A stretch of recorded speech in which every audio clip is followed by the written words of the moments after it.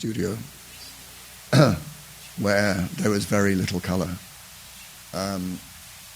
And I show this always to indicate that colour in the 1980s, at least for me in London, and the 1970s when I was a student, there was very little colour in art that I was aware of. And it seemed that if you were going to make work, it would have to be structural and physical, but not colourful. And for a long time I made a number of works which were mainly white, or mainly black, or mainly grey. And I avoided colour. As a result, I was invited on the basis of these works to participate in an exhibition in London in 1992. And I decided I'd make big versions of these works for my first commercial exhibition. Big mistake. Don't have smart ideas like a month before an exhibition. Have smart ideas a year before an exhibition. The gallery was expecting these little wall-based objects, and I arrived with these 2.5 meter high freestanding things. I don't even know what they were, and I had 3 of them. There were 3 of them, and I wanted one in each of the bays. And the gallery, it was a group show, and the gallery, I called the work brilliantly. I called the work The Three Graces. It's a classical. I thought, yeah, this will really make my career. It didn't. And the gallery wouldn't accept all 3 works. So we negotiated on the street outside, and we ended up with 2. So it became The Two Graces, which is not ideal.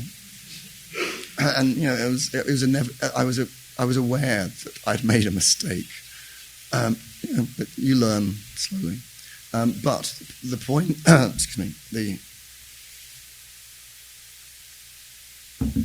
the point of this, in part, was to make a work.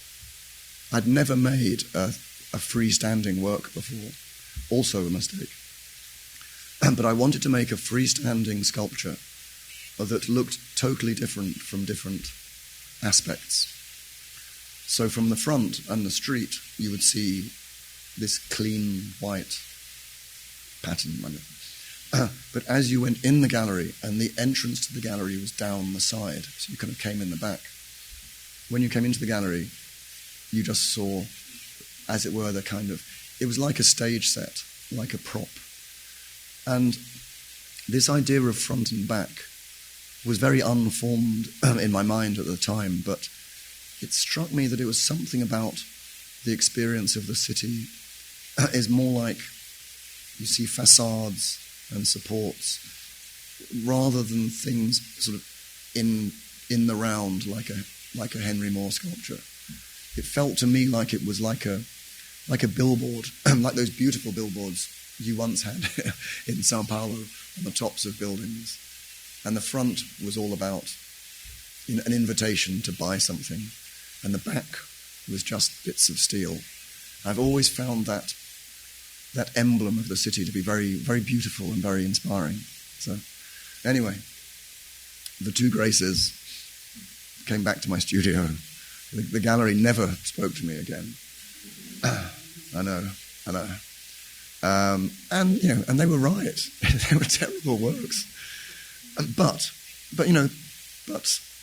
it made me think. It made me think about a lot of things. It made me think about giving up. But anyway, I went back to the studio with this idea of front and back still in my head. And I made a little work like this big. And the front of it, I painted some plexiglass pink. And the back of it was a little homage to Cubism. And I realized immediately that this work I made in 2 hours had more about it than these big works I'd spent 3 months making. But that's how art is. It doesn't reward your time. The best work can happen in an instant, and the worst work you can labour on for months. I'm sure every artist in the audience knows what I'm talking about. But the point, this was the first work I made with colour 20 years ago. But I wasn't interested in colour when I made it. It wasn't about colour until I finished it. And it made me think. It made me realise that in art in London at the time, there was very little colour. And it made me think, well, hey, maybe this gives me some space to work. Maybe. It made me think maybe. And I increasingly began to become curious about this absence of colour. And I began to make work, again, out of painted plexiglass. This is a work on a steel shelf. It's only about 60 centimetres wide. And it's of offcuts of green plexiglass that were lying in the studio. I was trying to assemble complicated things with panels of coloured plexiglass. They didn't work. But the bits that I was throwing away, the bits that I was discarding, somehow seemed more interesting than the bits I was keeping. So eventually I made the decision to make the work out of what I was throwing away. And immediately it struck me as being somehow better, more interesting. When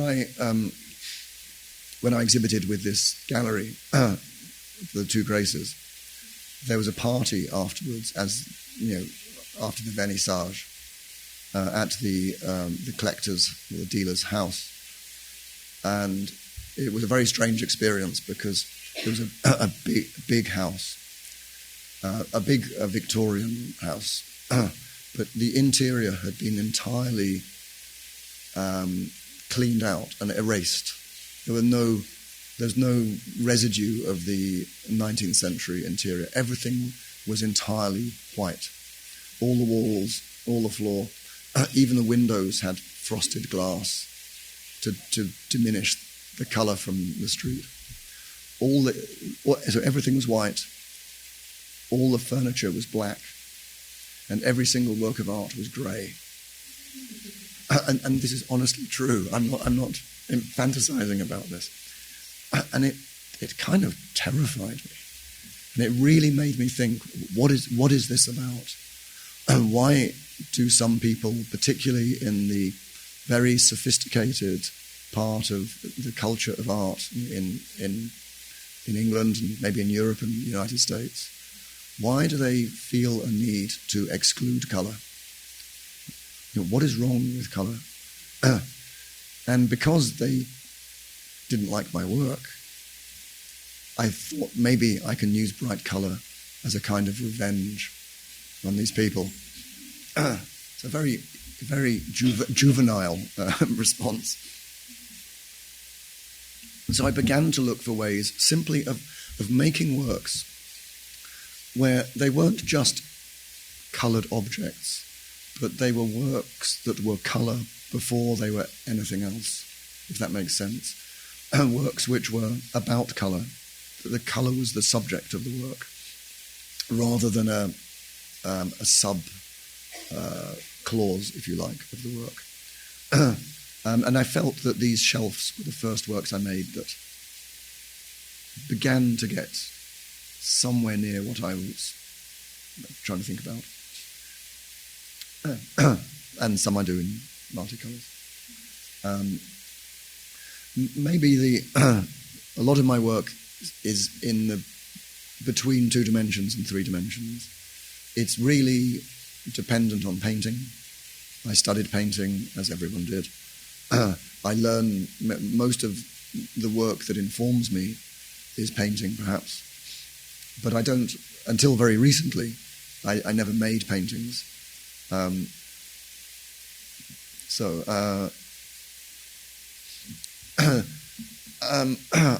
I wanted to make works where colour was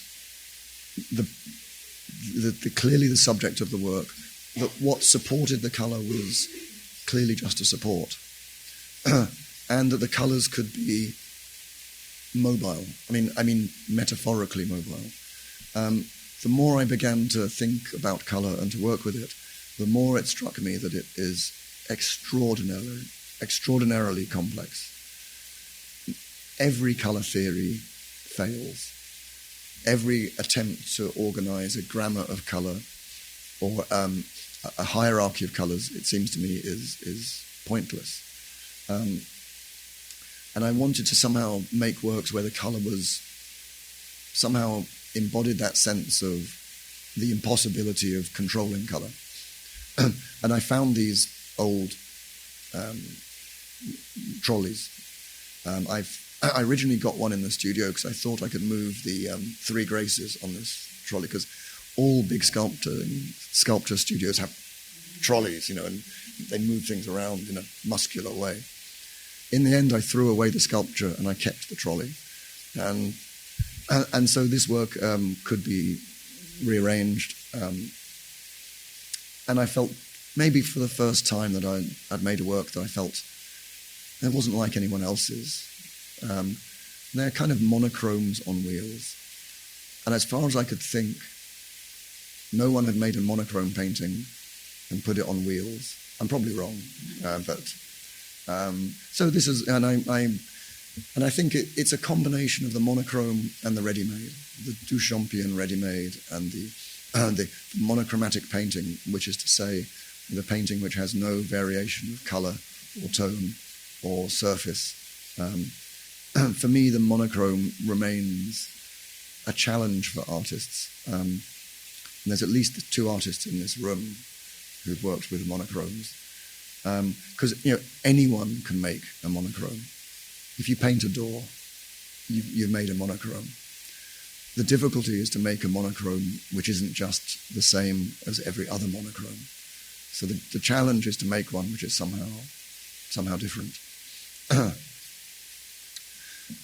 At the same time as I was beginning to develop this body of work in the studio, and I was becoming aware that my work was about colour in the city, I began to read more about Western philosophical and critical theories of colour.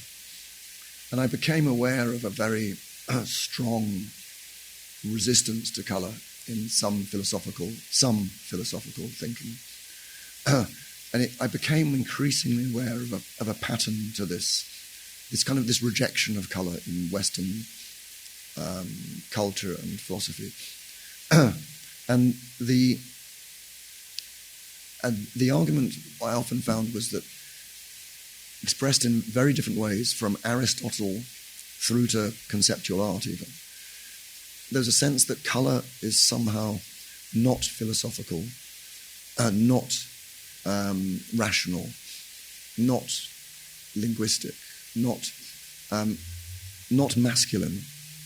And in particular, colour was often marginalised as being either feminine, women and colour, feminine or oriental over there, or infantile, belonging to children, or kitsch, like not high art, or narcotic. Now, for me, narcosis, kitsch, the oriental, the feminine are good company. But it's a remarkably strong and consistent tradition of marginalising colour. The other way in which colour is marginalised in Western thought is to say that it is like a cosmetic. It's a surface applied to another surface, which is often used to disguise or to hide or to conceal the truth. So again, colour is coded often as feminine or perhaps as camp, but it's seen as a kind of deceit or a seduction. Again, all good things to me. But so again, and I have one very short quotation to illustrate this this theory of which I began to call chromophobia.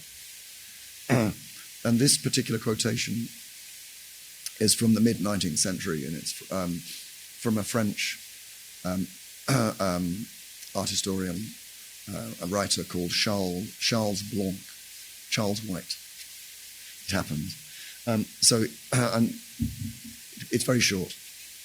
And Charles Blanc said, the union of drawing and colour is necessary for the birth of painting, in the same way that the union of man and woman is necessary for the continuation of mankind. But drawing must maintain. I'm just reading from my head. But drawing must maintain its preponderance over colour. Otherwise, painting falls to its ruin. It will fall through colour, just as mankind fell through Eve. So it's associating. I mean, it's mad, but it's kind of amazing, and it's not unusual. So colour is feminine. It's dangerous. Charles Blanc is saying we can't exclude colour entirely, in the same way that we can't exclude women entirely, much as perhaps he would like to. So we have to control them instead. And this is a classic case of a kind of chromophobic statement, and I couldn't believe it when I discovered that, because it's perfect.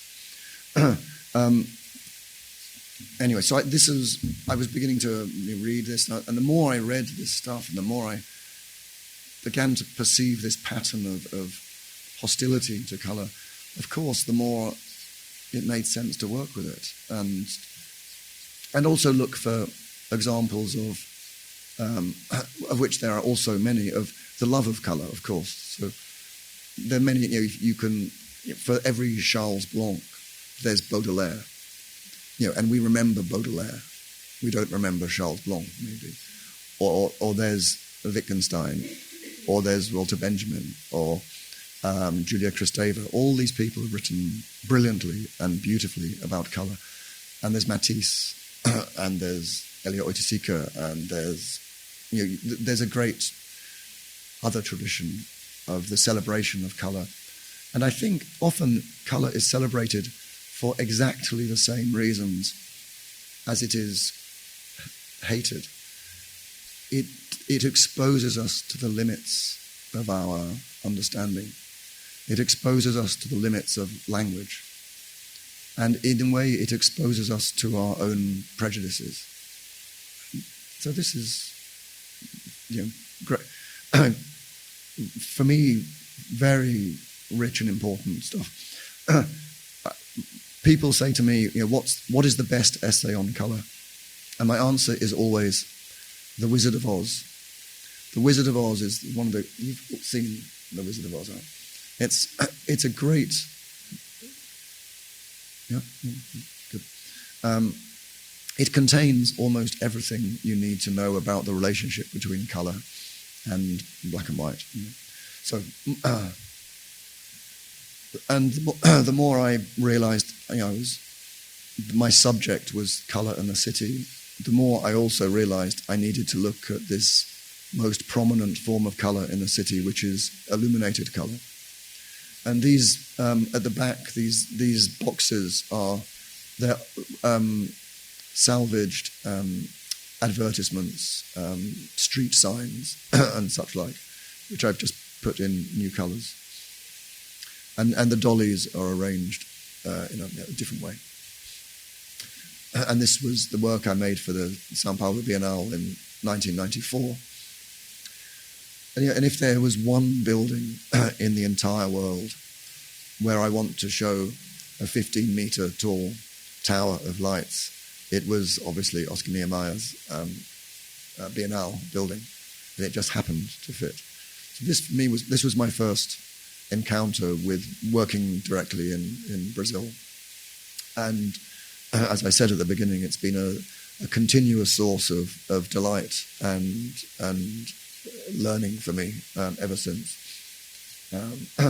I think all the other artists in the Biennale hated my work. That's okay. You get used to that. And again, this is just another example of these very simple structures, just a stack of illuminated boxes of different sizes. I am incapable of making complex sculptural form. I can't do it. I can only make vertical things and horizontal things, and they're all flat. If you want complex sculpture, I don't know if you know the work of Richard Deacon. He's a great British artist. Check out Richard Deacon, but don't look at me. And of course, the one extraordinary effect of illuminated colour are reflections. And this is the point where colour escapes, that colour finds its own, its autonomy, its own presence. You can't control it, you can't predict it, and it scatters across every surface of the city. And for me, that's the great moment of illuminated colour and the great moment of the city at night. I found a quotation by Walter Benjamin recently from an essay he wrote in 1929, I think. And he said, "What is it that makes advertising so superior to criticism?" And this is the great critic writing. And he says, "It's not what the glowing neon sign says, but it's the fiery pool reflecting in the asphalt." I mean, for me, that is probably the most single beautiful thing ever said about colour in the city. So, more boxes. Different, trying to loosen up the... I was a painter, and for a long time, everything I made was rectangular. Drives me nuts. This is a work I did called Barrier in 2003. And it's between two galleries. And on the front, you can see all the illuminated boxes. And from the other gallery, you just get the back of it. And maybe this was the first time I felt I had made something of this relationship between front and back that kind of satisfied me. I made another version of this work for an exhibition in Mexico City. And I installed it in an aperture between two galleries again. But I never liked the front of it. It seemed to me too ordered, too precise, just kind of wrong. And, you only discover these things when it's too late, when it's already in the exhibition. So when I got back to the studio, I decided to alter the front of it. And eventually my solution was to make it face the wall. And it took me 2 years to work that out. But I know this is a better work for me than the previous one. And I think before I understood the theoretical position of colour in the city, I think I got an intuition of it particularly through this work. And I very recently, this work was shown in London earlier this year. It's the first time it's ever been shown in the UK, and it was good to see it again. And I decided to revisit the work. And my plan, one of my plans for this exhibition was to make a wall drawing based on this work called The Magic Hour. And I bought all of my spray paints, and I brought the black paint and my tape and everything. And when we got to the gallery, over there, and I saw the other work that was already here, and I realised it wasn't the right thing to do. So, like I said, don't make an exhibition of an idea you had last month. So another time. But I'm interested in a way returning this work to the flat wall and making a graphic version of that physical three-dimensional work. I like exchanging my work between 2 dimensions and 3 dimensions, I guess. These are called idiot sticks. I don't know why, but they're just kebabs of bottles on fluorescent tubes. Because a lot of the colour in the city is in very strange places. It's in supermarket shelves where you have hair products and cleaning fluids. I don't know why. It's in garden. These are watering cans, which actually I bought in Chile. I did a project in Santiago, and I decided to make the work there. And eventually I found these orange and green cans, and this was the work that really was directly inspired by the traffic, the roadworks in Sao Paulo. Actually I showed it at Galleria Lemme whenever. And this is another version of the bottles wrapped around, in this case, the South Bank Centre in London, like a kind of electric wasp's nest or something.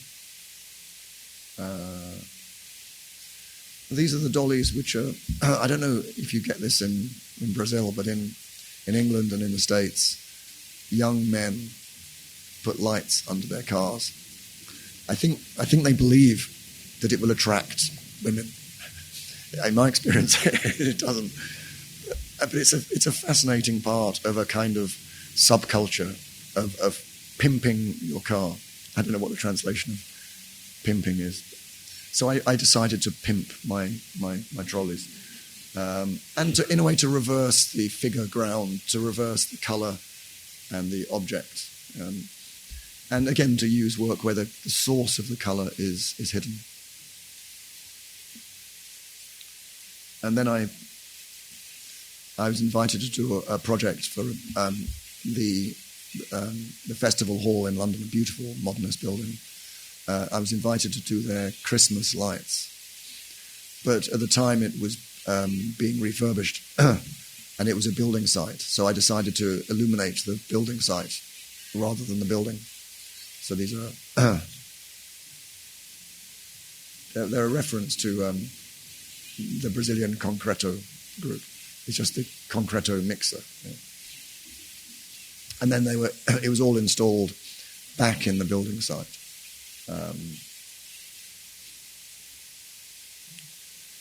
A fountain of lights. I'm going to move on. A fountain. That's all you need to know. 3,000 lights. LEDs.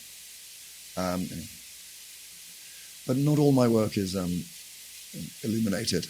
And I think I got a bit alarmed that I was only making illuminated work, and people said I was a light artist. I hate the word light art. It's stupid. It's like saying I make dog art or I don't know, chair art. It's stupid. Yeah. So I kind of thought, okay. I said I made an announcement. I was doing a talk, and I said my next show is going to be called Unplugged. Yeah. It's going to be my acoustic show. And then I had to think of something to do. And in London, in England, and actually everywhere, there are these shops we call pound shops, or 99 pence stores, where everything is £1 or less, or less than $1. And it's a curious fact of these stores, which are universal, it seems to me, that most of the objects in these stores are incredibly brightly coloured, very cheap plastic rubbish. It breaks, but it's kind of intense and vivid. And so I spent some months going to these stores and buying £50 worth of stuff and becoming very popular in these stores. And then I assembled them on these. This is my research, making different colour groups, and then I made them into these pillars of cheap plastic objects. And this was an exhibition in London. And that was, I wasn't entirely happy with this work, but it was good to get. It was like withdrawal from illuminated colour for a bit. And this is a very special work to me. It was commissioned for an exhibition, a triennale in the south of England. And it's made from 4,000 pairs of sunglasses, cheap plastic sunglasses, that you can only buy in the 25 de Marco in Sao Paulo. So when I was here one time, looking for stuff, as you do, I was taken to the 25 de Marco. Am I pronouncing it right? Sorry. And of course, there was this shop which just had thousands of pairs of very, very cheap. You know them, you make them. So I bought a lot. And then I took them to my studio in London, and I kind of tried to, and I found I could make these spheres by tying them together with little Heliman ties. So then I came back and I got some more. And they were all suspended from an aluminium grid, and they rotate on wires. They're like a mirror ball in a disco. And it was weirdly like a kind of fish tank. These sort of colourful things moving very silently in the space. This was my suitcase and this was one of my suitcases. And of course you spend the whole flight thinking, what am I going to tell them at customs? So, well, it's personal use, yeah. And because I now have grey hair, the one advantage of having grey hair is you get through customs quicker. They don't. Anyway, so this was a great joy for me to find these works, and it also was a great joy for me to get away from rectangles to start using. And then these are some other works, also spherical in this case, which are just made from the spare electrical flex that I had in my studio. It was just in a big pile in the corner. And they're like, I don't know, people in offices often make balls of elastic bands. This is like an industrial version of it. And I was invited by Bloomberg to make a work with their waste materials. So they delivered 3 tons of cable to my studio. And so it's very simple. But sometimes the very simple work is the work that I definitely often feel most happy about. They're very heavy. And then, to my great surprise, a couple of years ago, I began making some paintings. I didn't realize they were paintings when I began making them. I thought they were big drawings. But when I began, and all they are, and these are the works that I'm showing in the gallery on Thursday. They are simply enamel gloss paint poured onto a rigid aluminium panel, and then just the paint spreads out into a shape. And then eventually, when the paint has dried, I make a base underneath it, as if it is a pure colour sculpture, a sculpture made of nothing but colour, which of course it wouldn't exist. And this was my first exhibition of these paintings. I still find it hard to say. And this was a recent exhibition in Edinburgh, in Scotland. And the related drawings. Sorry, that a lot of the drawings I make are also, as it were, like fantasies of sculptures. sculptures that will never exist. And I have some of these in the show too. And this was a kind of blitz of drawings I did in a show in. I make these drawings all the time. They're just part of the studio thought process.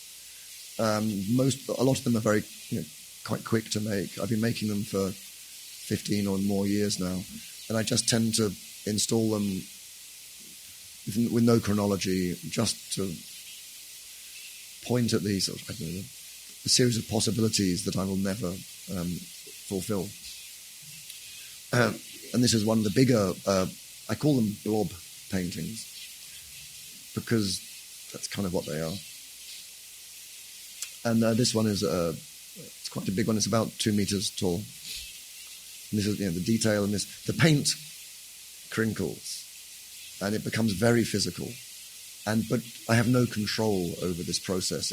You just have to let it happen. And sometimes it happens, and sometimes it doesn't. And then the base just has to touch. But of course, I was making these, and there was an exhibition which showed some of my work, or one piece of my work, which was 15 years old, and it made me realize that, which was this, and it made me realize I've just been doing the same thing for 15 years. All I've done in 15 years is put colour on shelves. It's pretty much it. But that's kind of okay. I mean, it's okay for me. It keeps me interested. But, I think when you've been working for a few years, you see things, you see recurrences, things, you think you're doing all new work. You think you're working in this great linear fashion, getting better and more brilliant by every day.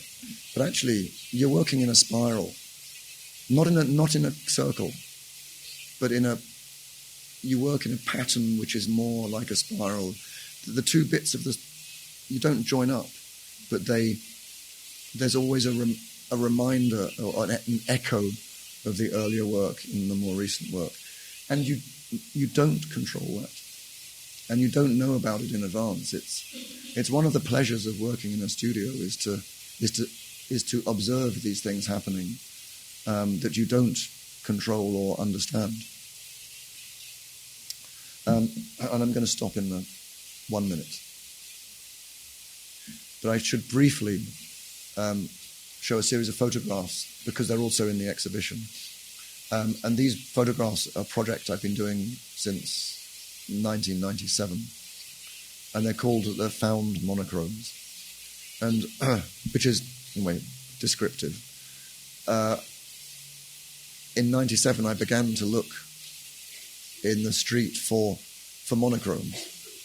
I've always thought the monochrome is an art of the street, not of the museum in a way. It's something that's you only find in the street, and not in nature. Flat, unvaried, panels of colour.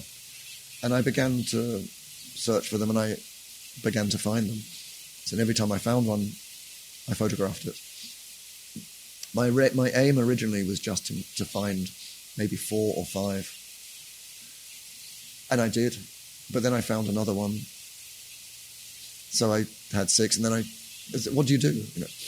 If I don't photograph them, anyway, no one else will. So I found that I now have 500 of these things, and there's mostly I show them as a slide projection, because they're always made on film. And I published the first 250 as a book, which is another way of exhibiting them. And I've also made that into a digital projection, which is what I have in the exhibition. And for me, these are like, in a way, they're the opposite to some extent of the other work. They're about the gaps in the visual fabric. We live in a universe which is where visual information is constantly hurled at you, and to find a space where there's a void almost in the city is very unusual, and it doesn't last long. It always gets filled in, but they have a sort of moment of emptiness in an otherwise kind of saturated environment. And these are just a few examples.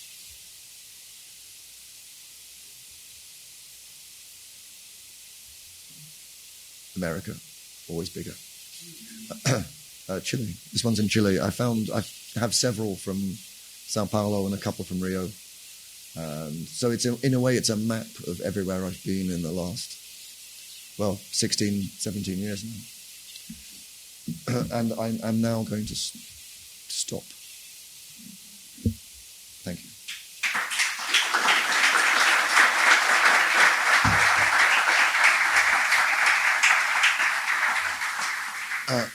But I'm very happy for you to ask me questions, either in English or Portuguese.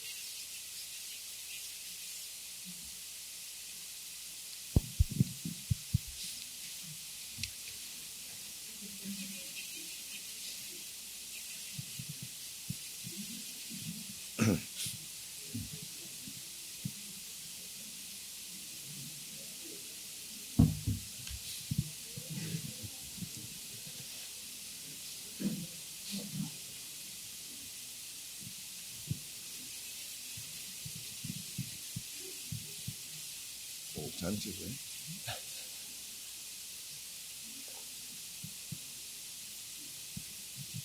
Okay. So my talk was so lucid and so clear. There's nothing. That's fine. That's fine too. Oh, look, there's a question. Portuguese? Quando você virou as cores para a parede, você estava fazendo uma referência a essa fobia da cor?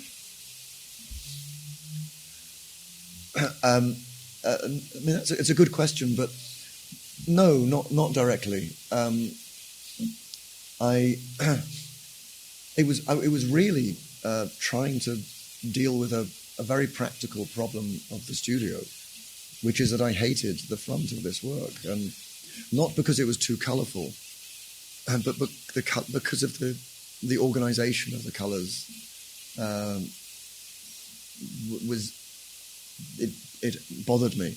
So it was a desperate practical solution, and I think but as I said, I think what interests me about that is that the darkness always accompanies colour in the city. So that's really about that. Ou ainda talvez a coisa do reflexo, né? Yeah, I mean, the reflection is... I'm sorry, I'm listening to myself being translated. That's for me, reflections are really the great joy of the work.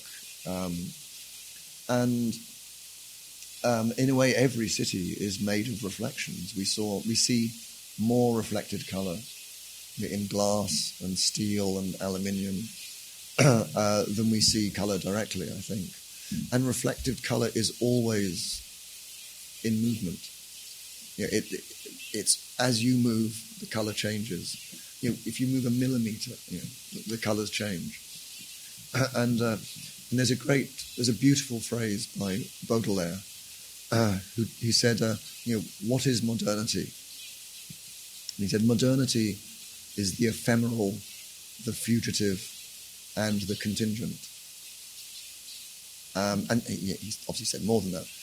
But for me, the reflections in the asphalt that Walter Benjamin talked about, they are ephemeral and fugitive and contingent in a very pure form. So for me, they're my little Baudelairean heroic moments.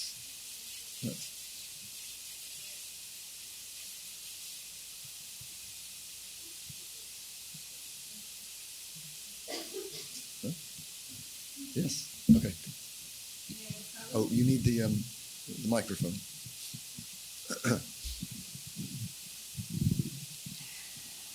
falando em cidade, como você vê os shopping centers iluminados, que seriam uma cidade virada para dentro, onde você tem muito esses recursos da iluminação e as pessoas ficam meio também vidradas por essa iluminação. Yeah, the shopping malls. That's the exhibition that I was in London was called Light Show, and it was a history of artists who've used light, from Carlos Cruz Diaz and Dan Flavin to more recent work. And a lot of the recent work used the technologies of computers and LED lights to produce a kind of singing and dancing shimmer of illumination, and a lot of people said that it was a bit like a shopping mall, and I know what that means. And you're right. The shopping mall it is light, it is color looking inwards, and in that I find I don't like shopping malls very much. We don't have so many in London. They're coming, and I think that that's another reason, perhaps, why I'm moved to making works with darkness and dirt, because it differentiates the colours from the colours of the shopping mall and advertising, which is very clean and very new and very very vibrant. It's almost impossible to show any work in a shopping mall, because there's too much visual overload. And I don't just mean my work, but it's impossible to show art in a shopping mall. I think there's already, the best thing to do would be to take things away. But they're an interesting phenomenon. Of course, you have many shopping malls in Brazil.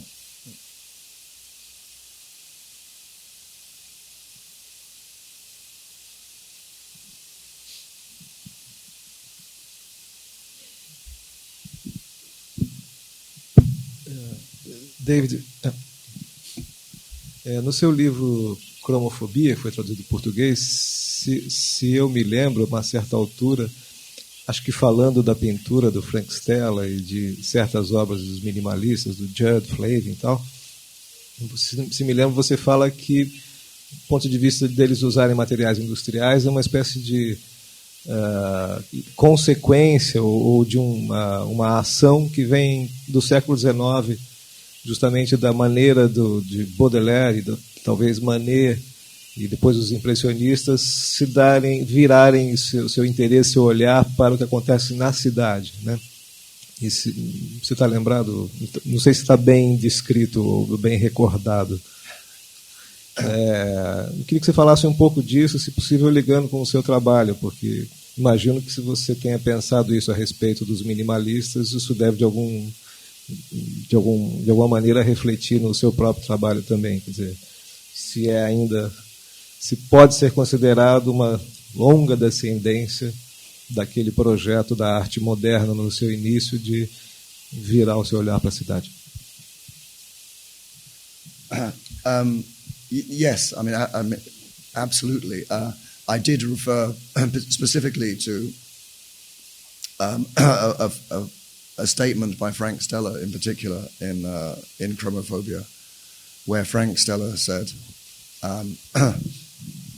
I wanted the paint to look as good as it was when it was in the can. And it's like, this, and every artist knows this. The tin of paint is never better than when you just open it. And usually, everything you do after that is kind of a disappointment. That happens. Often, I think, and that's a challenge for artists, and it was a challenge for minimalists to make work which was adequate to their own modernity of of industrial, finished surfaces, of fluorescent lights, and so on. And I think Judd and Carl Andre and Dan Flavin, they met that challenge, but often by making works where they did very little to modify the basic materials. Dan Flavin, it's just fluorescent lights on all. And Dan Flavin is clearly an inspiration to me, as is Donald Judd, and Andre too, because Carl Andre used in a way the darker surfaces of industrial modernity. Arguably we don't live in that world anymore. We live in a post-industrial world of computers and algorithms and such like. But we still live in a world of motor vehicles and streets and shiny surfaces. And if I have a reservation, it's not a reservation. There's something about minimalism which I can't participate in, is that their work almost always looks very new. North Americans, they like new things. Pop art is always about, and of course Warhol is one of the great color artists of the mid-20th century. It's about, it seems often to be about newness and about that kind of factory fresh surface. And Judd would remake his works if they got a little bit damaged. But I think in Europe, and maybe in Brazil, we deal with things that are tarnished and damaged and don't quite work. And I think that's part of our aesthetic, arte povera in Italy, perhaps. And for me, the great colorists of the post-war period, of course, Judd, Flavin, Warhol, also Bruce Nauman, and his color has a kind of evil in it. His color is often has almost a kind of violence. It's never pretty. It has a kind of danger, a darkness to it, I think, and I think that's really, really unusual. And obviously, in this country, obviously Oiticica, Jack Lerner, Beatrice Milhouse's, my friend Rodrigo,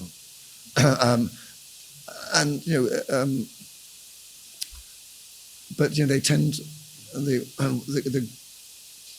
American minimalism is very important to me, and it was very important for me in the 1980s when I was really trying to establish my work, but now it's still important, but it's no more important than neoconcreto work or arte povera or other. I'll take anything. If that answers your question a bit.